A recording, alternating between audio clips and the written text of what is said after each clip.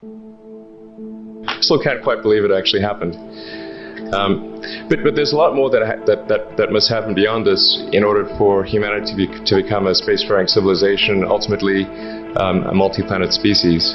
And that's something I think it's vitally important, and I hope that some of you will participate in that, either at SpaceX or at other companies, because it's just really one of the most important things for the preservation and extension of consciousness. I mean, it's worth noting, as I'm sure people are aware, the Earth has been around for 4 billion years, and civilization, at least in terms of having writing, has been around for 10,000 years, and that's being generous.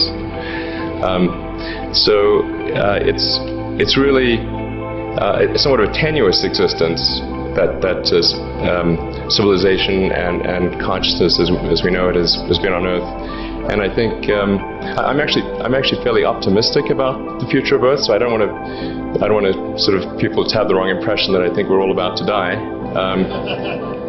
I think things will most likely be okay for a long time on Earth, but not for sure, but most likely.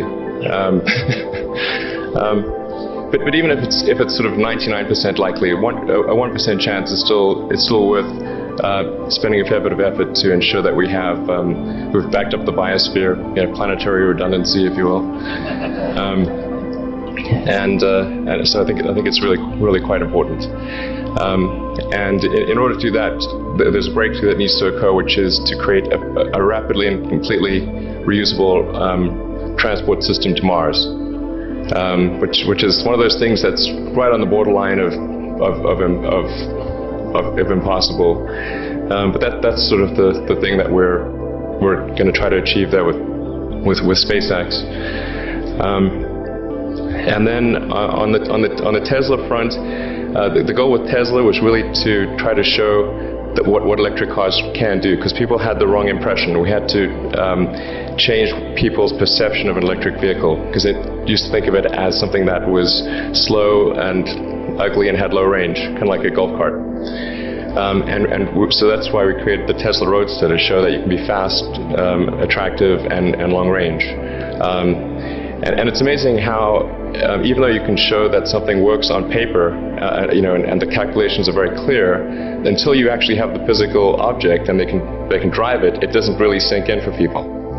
And so that I think is something worth noting. If you're going to create a company, the first thing you should try to do is create a working prototype.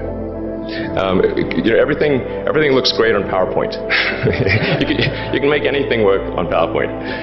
But if you have an actual demonstration article, even if it's in primitive form, that's much more effective for convincing people.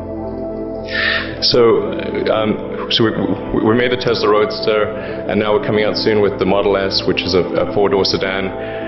Because after we made the Tesla Roadster, people said, "Oh, sure. We always knew you could make a car like that. It's an expensive car, and it's low volume, and it's small, and all that. But you couldn't make a real car." I'm like, "Okay, fine. We got to make that too."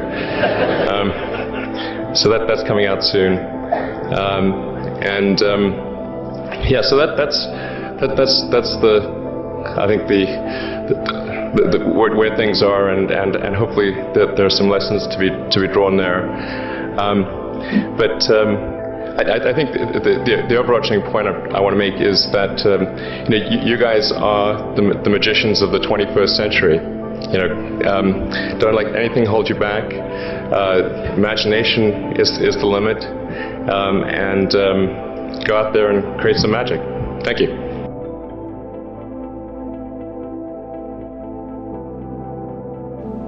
Successful entrepreneurs probably come in all sizes, shapes, and flavors. I'm not sure there's any one particular thing.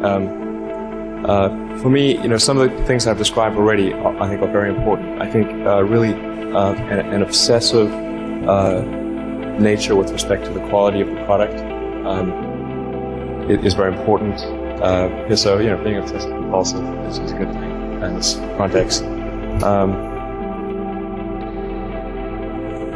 Really liking what you do, whatever area that you get into. Given that even if you're the best, there's always a chance of failure. So I think it's important that you really like whatever you're doing. If you don't like it, life is too short.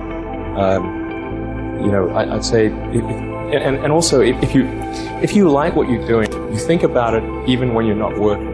I mean, it's something that your mind is drawn to, and if you don't like it, you just really can't make it work, I think. Well, I think it's important to have a very to apply critical thinking to.